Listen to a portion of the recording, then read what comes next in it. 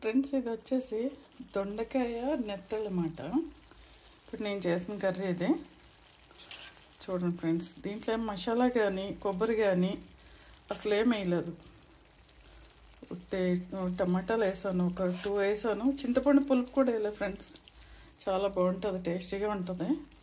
ముందు నెత్తలను వేపేసుకొని తర్వాత ఆయిల్ వేసుకుని కొంచెం ఉల్లిపాయలు దొండకాయ వేసేసి ఉప్పు కారం పసుపు వేసి కొంచెం వాటర్ వేసి ఉడకబెట్టేసి కొద్దిగా ఉడికాక టమాటాలు వేయాలన్నమాట. ముందు వేయకూడదు.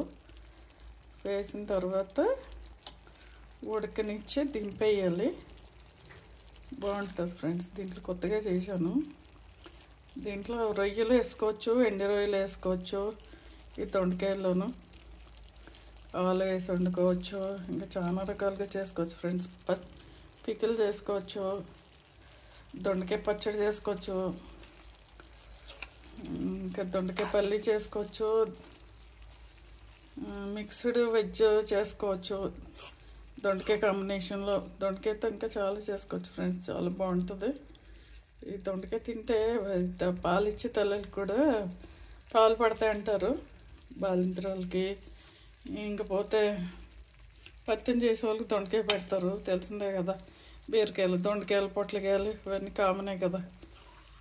దొండకాయ కొంతమంది దొండకాయ తింటే ముద్ద అయిపోతారు, తినకూడదు అంటారు. కానీ దొండకాయ చాలా మంచిదంట. చూడండి ఫ్రెండ్స్, మెత్తలు కనిపించాయి మీకు? నెత్తళ్ళు కనిపించాయా? మా సైడ్ అయితే మెత్తళ్ళు అంటారు, ఇక్కడేమో నెత్తళ్ళు అంటున్నారు.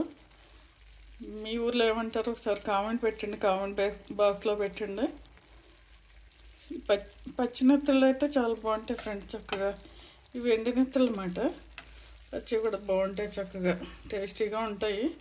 ఇది ఉట్టి రైస్కే, మనం రోటీలకి పనిచేయదు. ఇది వేడి వేడి అన్నంలో వేసుకొని తింటే చక్కగా కమ్మగా ఉంటుంది.